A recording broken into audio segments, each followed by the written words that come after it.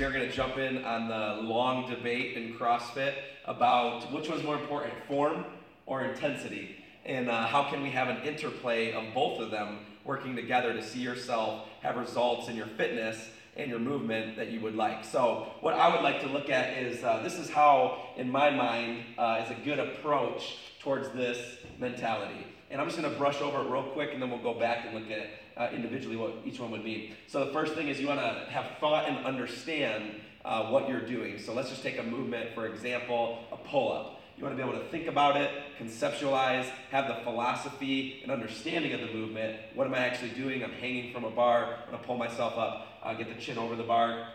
You want to be able to train that and equip some issues that you might have, whether it's a strength issue, a flexibility issue. You want to be able to expose some faults that you have, and then you want to go to a point where you experience it for a period of time, now whether that's a month, a year, 2 years. For more complex movements, it'll probably take longer, i.e. a rope climb.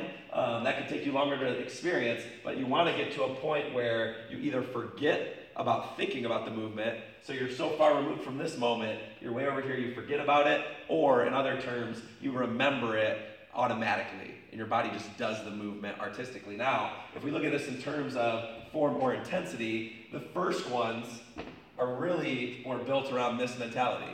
You want to create the understanding of position. You want to have good position. You want to train those positions. You want to equip where those positions are not happening properly. And then you can get into intensity. Start to test yourself. Experience it in different ways. Either do like 10 reps unbroken or 25.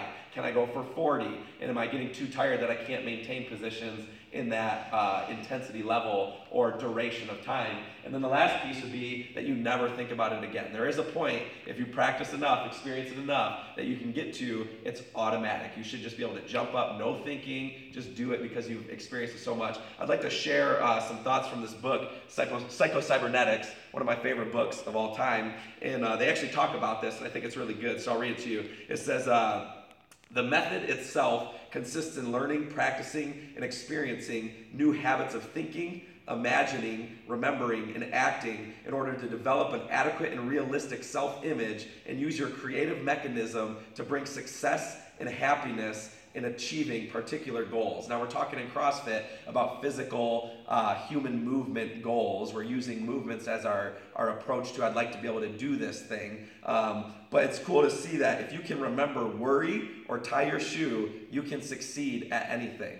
Those are just complex motor patterns that you've learned over time from being a kid, and you just practice them habitually now. You don't ever think about them again. You've gotten to the point where you forget and you just remember them. Another piece here that I really love, the way it's worded, would be, we are able to accomplish the goal of picking something up because of an automatic mechanism and not by will or forebrain thinking alone. All the forebrain does is select the goal, trigger it into action by desire, and feed information to the automatic mechanism so that your hand continually corrects the course. If I want to pick something up off the ground, I just say I want to pick that up, and then I start to do it. I don't have to think about it anymore. In fact, the book goes on to say, if you think about it too much, your brain will freak out and be like, I have to contract this muscle and bend this joint. It gets overloaded with information. So this really is the ultimate goal. And I think sometimes I've seen in CrossFit, people misapply this mentality to practice these things enough to where they can actually get to a point where they can be intense